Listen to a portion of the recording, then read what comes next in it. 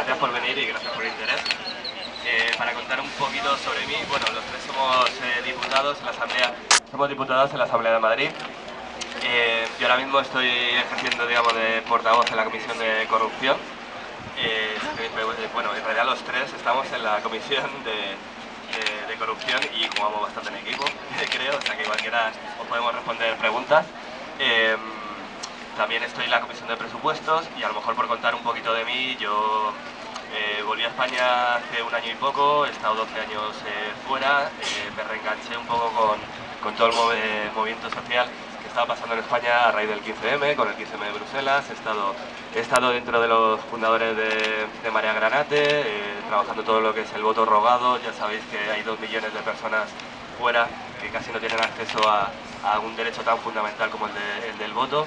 Y también me he ido especializando en transparencia y en financiación de partidos, y desde septiembre del año pasado empecé a trabajar en Podemos, creando, no sé si habéis visto la web de transparencia, publicamos todas las facturas, y también, bueno, pues un poco encargado de ese tipo de temas, transparencia, corrupción, un poco de recreación de las instituciones desde la Asamblea de Madrid.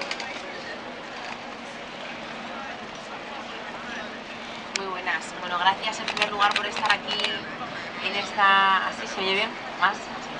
Gracias por estar aquí en esta mañana debatiendo con nosotros y nosotras. Comentaros que me llamo María Espinosa, que estoy de diputada en la Asamblea con otras 26 personas más en el grupo parlamentario de Podemos.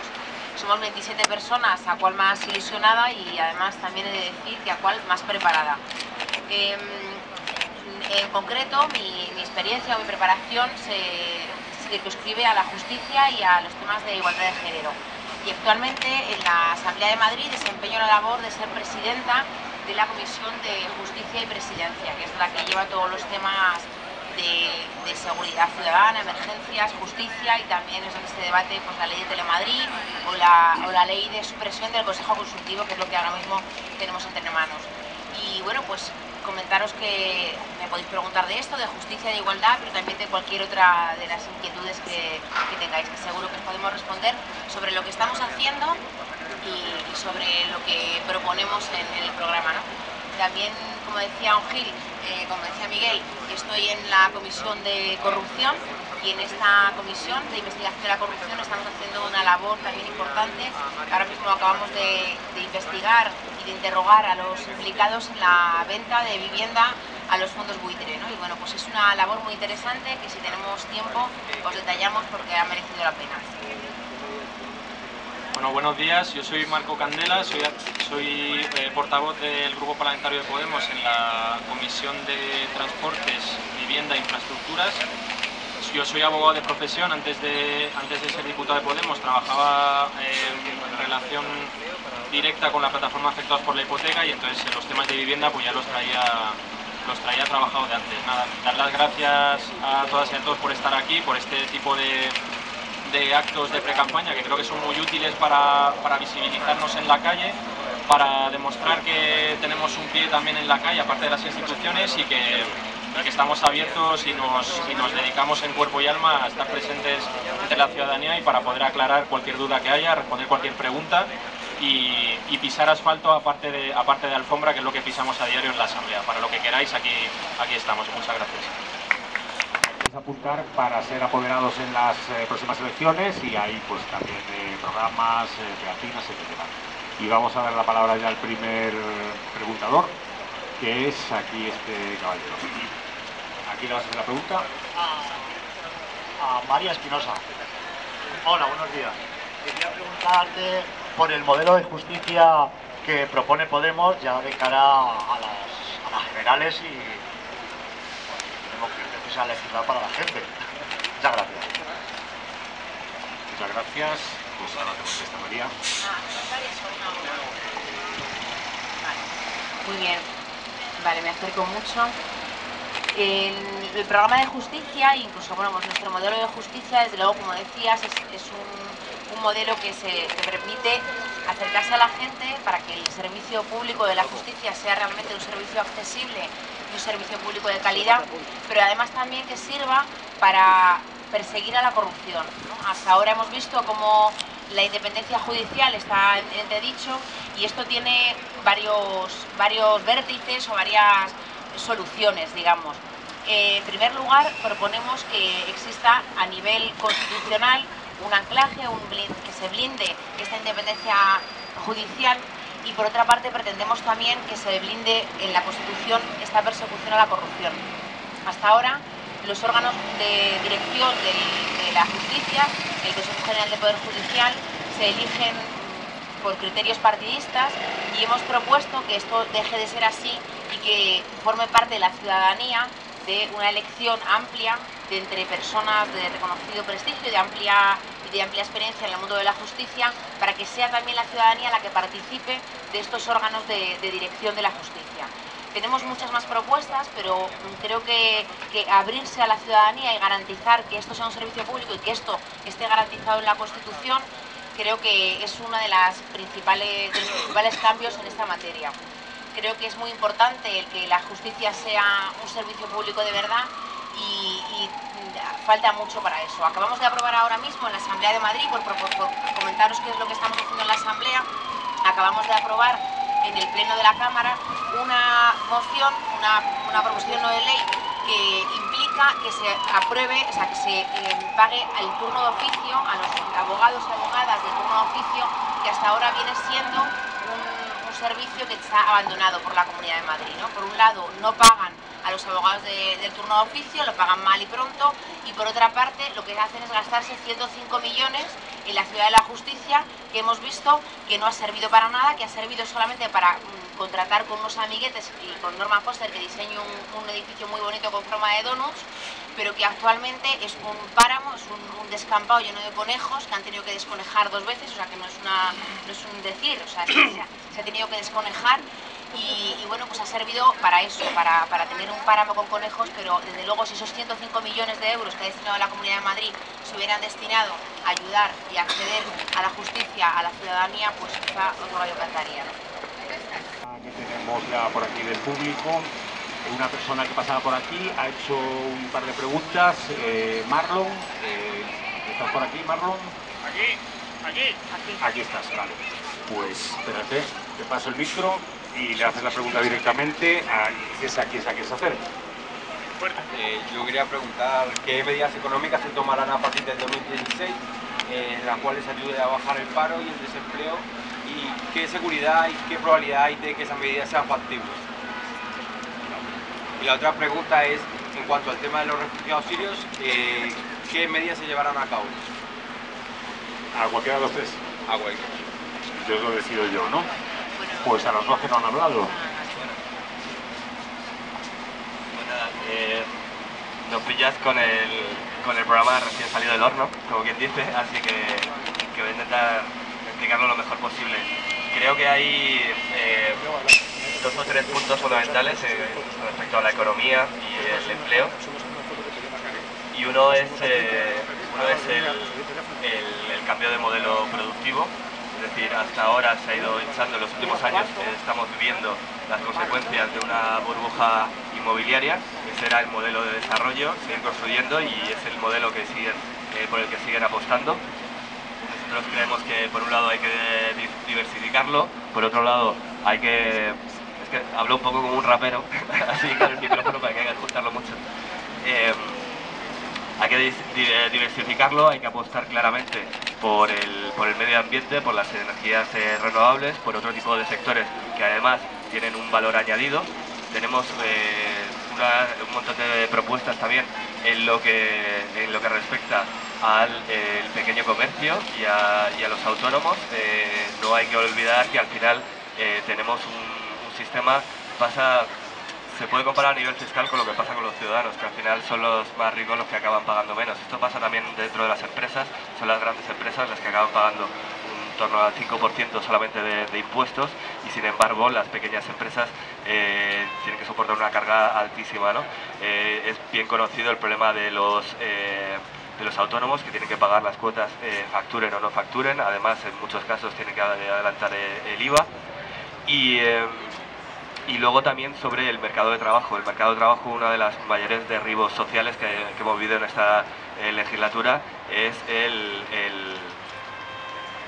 el dejar de permitir que, o debilitar el poder de los trabajadores a través también de convenios colectivos y lo que hemos visto como una estrategia directamente de pauperización, de crear una clase trabajadora cada vez más empobrecida y eso es lo que se buscaba una deflación interna para que volviéramos a ser competitivos respecto a otros mercados, otros países, y creemos que en esa carrera por a ver quién se convierte en Bangladesh dentro de Europa no tenemos nada que ganar en absoluto, y por eso apostamos por otro tipo de tecnologías. También hay una apuesta considerable dentro de la administración pública, también por ejemplo por el código abierto, por desarrollar una buena industria informática basada también en códigos abiertos, en Open Data también que se llama, y creo que esas son un poco las tres líneas básicas por las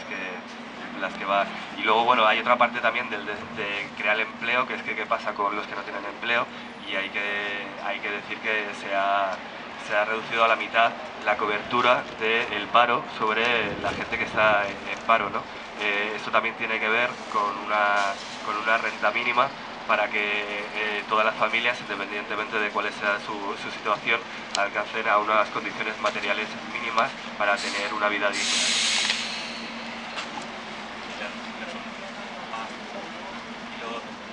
Y es derogar lo que se llama como Dublín III, que es el acuerdo por el que al final los demandantes de asilo solo pueden pedirlo en aquel país donde hayan llegado, ¿no? Y no el país a donde se dirigen. La verdad es que dentro de la trayectoria y de los propios planes personales que tienen todas estas personas migrantes, muchas veces tienen que pasar por otros países y por otras fronteras o entrar en la Unión Europea, pero no es su destino, ¿no? Y esto tiene mucho que ver también con la situación de la cantidad de muertes y el peligro que tienen que pasar para llegar allí hasta donde quieren, ¿no? Ahí la Unión Europea está violando 4 o 5 convenios internacionales en este momento, y hay la posibilidad perfectamente legal, y que solamente haría falta voluntad política, de dar ciertos visados de tránsito.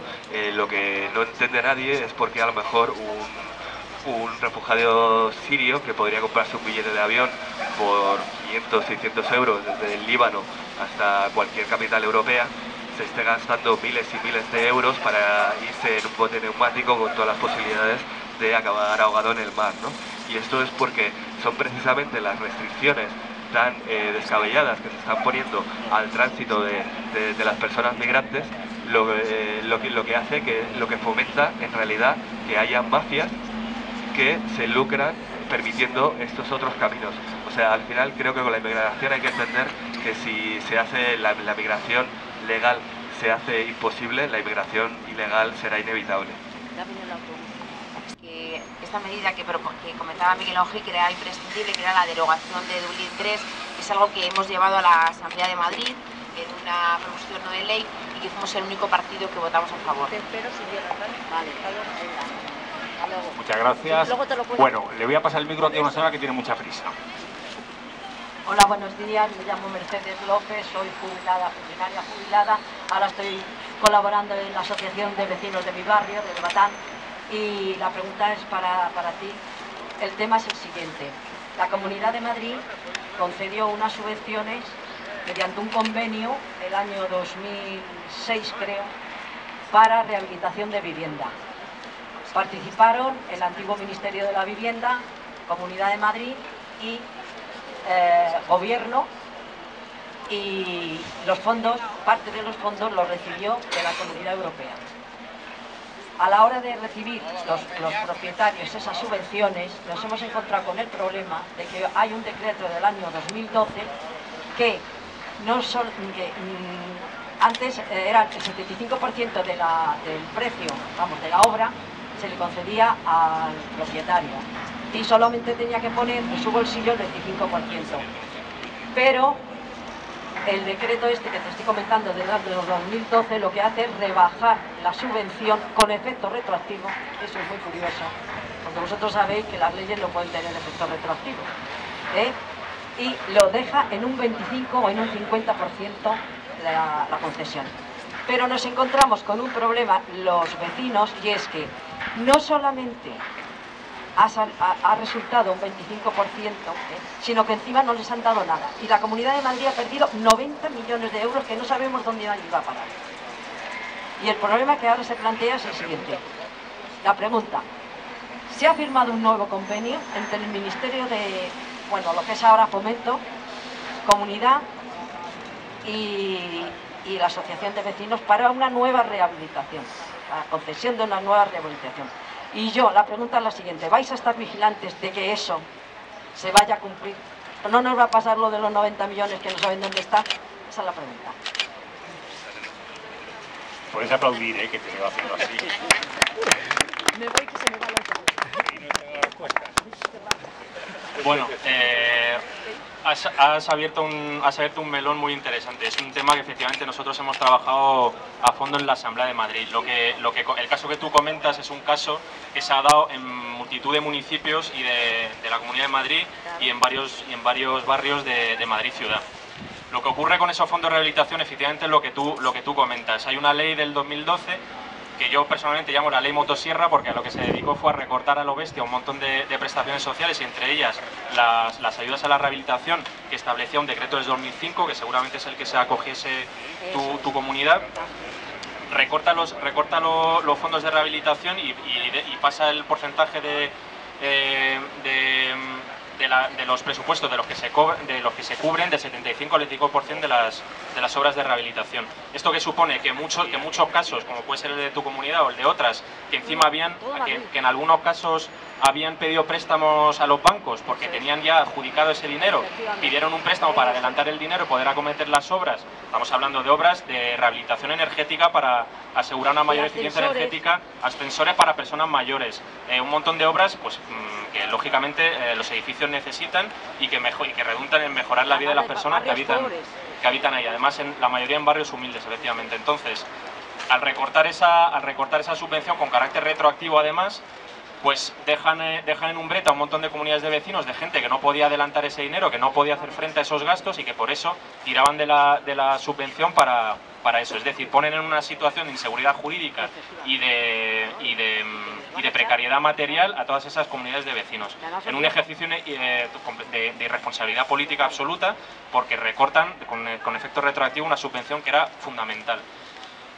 Lo curioso de esto, y lo que te termina de repatear el estómago es cuando te enteras que esos 90 millones de euros a los que tú hacías referencia son resultado de que el anterior consejero de Vivienda, el señor Cabero, ahora concejal en el Ayuntamiento de Madrid, lo que hizo con ese dinero fue dedicarlo, y así lo dijo en la Asamblea de Madrid, dedicarlo pues a lo que él consideraba fines más sociales, a educación, a sanidad y a servicios sociales. Claro, cuando tú estás diciendo que has utilizado un dinero que en muchos casos venía de la Unión Europea, canalizado a través del Ministerio de Fomento para dedicarlo a otros fines, cuando era un presupuesto finalista, ya estás cometiendo una irresponsabilidad política y además una ilegalidad, y una ilegalidad de varios puntos de vista. Pero además, lo que es más grave es que se podría relacionar el hecho de que quedase ese agujero de 90 millones de euros con el hecho de que posteriormente a esa operación se vendiesen 3.000 viviendas del IBIMA por parte del mismo consejero, a lo mejor para tapar ese agujero, aparte de a lo mejor beneficiarse también de la operación, en tanto que esta persona, este consejero, tenía una SICAV relacionada con Goldman Sachs, que es el fondo buitre que se quedó con esas viviendas.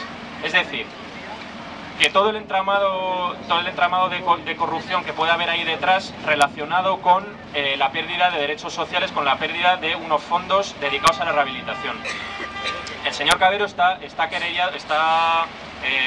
no está imputado, pero se ha admitido a trámite una querella contra él por una asociación de vecinos de San Agustín de los Pinos, creo que se llama. Sí, sí.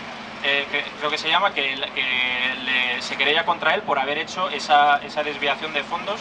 No es una desviación o sea, no se lo llevó crudo a él, pero lo desvió a fondos que no lo sabemos, pero lo desvió a fines que eran distintos a los que estaban previstos. Y en el marco de la investigación penal por la venta del IBIMA, por la venta de la vivienda del IBIMA, se está investigando también la posible relación entre esas dos operaciones y la posible relación suya personalmente con estos asuntos. ¿Qué ocurre o sea, por hacer un planteamiento general de qué ocurre con este tema en concreto? Ocurre que cuando la corrupción se junta con la mala gestión en un gobierno que está amparado por una mayoría absoluta y por una serie de mayorías absolutas a lo largo de muchos años, pues se permiten liberalidades como decir, bueno, un dinero que me viene de fomento lo voy a dedicar, en vez de a rehabilitación, que es una cosa fundamental para el bienestar de las personas, lo voy a dedicar pues a lo mejor a tapar un pufo que he dejado por otra operación, y a lo mejor también para beneficiarme, pues vendo 3.000 viviendas y me beneficio yo y tapo ese agujero. Es decir, que es importante relacionar la corrupción no solo como un problema moral, que lo es también, sino con un problema que redunda materialmente directamente en la vida de las personas, porque por este tipo de gestiones ineficientes mezcladas a menudo con corrupción te encuentras con que no se puede poner el ascensor en tu casa si eres una persona mayor y tienes que subir 3 pisos a pie, o que no se puede, o que se pierden créditos y acaban embargando a los propietarios, o que no puedes rehabilitar tu vivienda para mejorar su aislamiento y entonces pasas frío en invierno, sufres pobreza energética.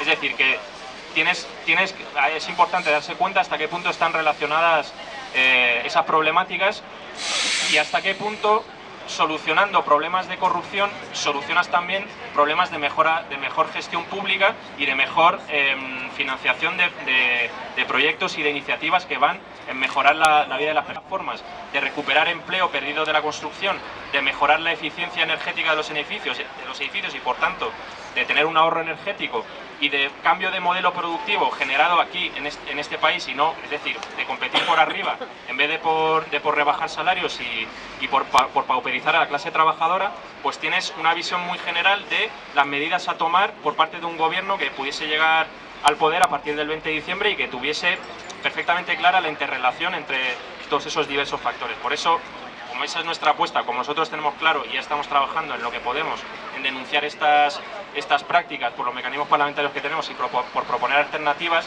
es por lo cual traemos ese bagaje, y con ese bagaje y con esa propuesta es con la que nos presentamos a las elecciones el 20 de diciembre. Por apuntar simplemente brevemente lo que ya hemos hecho a nivel de la Comunidad de Madrid. En la ley de acompañamiento a los presupuestos de 2016 nosotros planteamos directamente una reivindicación que además viene trayendo la Federación Regional de Asociaciones de Vecinos, que es la derogación del artículo de esa ley que se carga esos presupuestos a la rehabilitación. Eso es algo que nosotros llevamos y que con la negociación con los demás grupos, que en principio consideran que eso es algo necesario también, esperamos sacar adelante en estos presupuestos.